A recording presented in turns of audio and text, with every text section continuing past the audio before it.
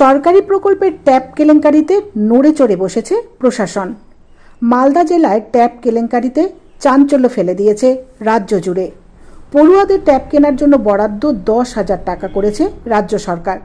তার মধ্যে মালদা জেলার প্রায় 150 জন ছাত্রের ট্যাবের টাকা চলে গিয়েছে অন্য অ্যাকাউন্টে।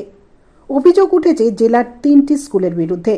তার মধ্যে অন্যতম হরিশ্চন্দ্রপুর 1 নম্বর ব্লকের কনুয়া ভবানীপুর হাই মাদ্রাসা। মালদা জেলা শাসকের নির্দেশে আধিকারিকরা স্কুলে তদন্তে ঢুকতেই বাইরে স্থানীয়রা তুমুল বিক্ষোভ দেখান। বিক্ষোভের নেতৃত্ব দেন জোট পরিচালিত পঞ্চায়েত সমিতির শিক্ষা কর্মাধ্যক্ষ। প্রধান শিক্ষকের বিরুদ্ধে ব্যাপক ক্ষোভ উগরে দেন তারা। ইতিমধ্যে জেলার শিক্ষা পরিদর্শক 3টি স্কুলের প্রধান শিক্ষকের নামে অভিযোগ দায়ের করেছেন। এরপরেই জেলা শাসকের নির্দেশে তদন্ত শুরু হয়।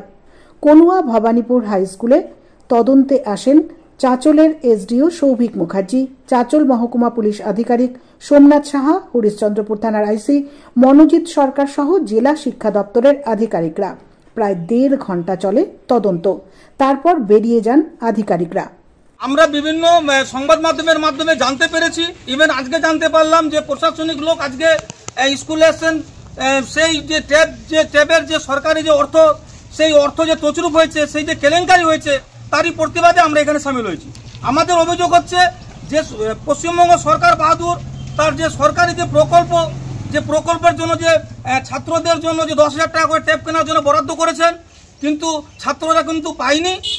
উনার পছন্দ মতো উনার আত্মীয় স্বজনের অ্যাকাউন্টে উনি টাকাটা ঢুকিয়ে দিয়েছেন। এটা হচ্ছে আমাদের দাবি।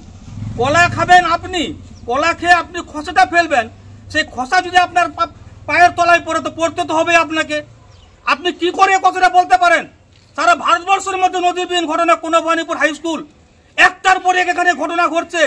সরকারি অর্থ তছরূপ হচ্ছে, অভিভাবকরা হেনস্থা হচ্ছে, ছাত্রদেরকে ঠিকমতো পঠন পাঠন দেওয়া হচ্ছে না, মিড ডে মিলের কেলেঙ্কারি করছে। আর কত কি বলবো?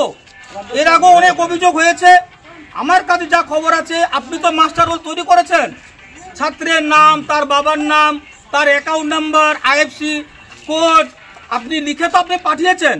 আপনি যা লিখে পাঠিয়েছেন আবার ফর্ম সেটার উপরে টাকা স্যাংশন করে পাঠিয়েছে। আপনি দায় এড়াতে পারেন না। কিন্তু অভিযোগের কি বলবেন? এটা তো আর কি বলবো, ধরি মাছ না ছুঁই পানি, এরকমই ভাষাটা হয়ে যাচ্ছে।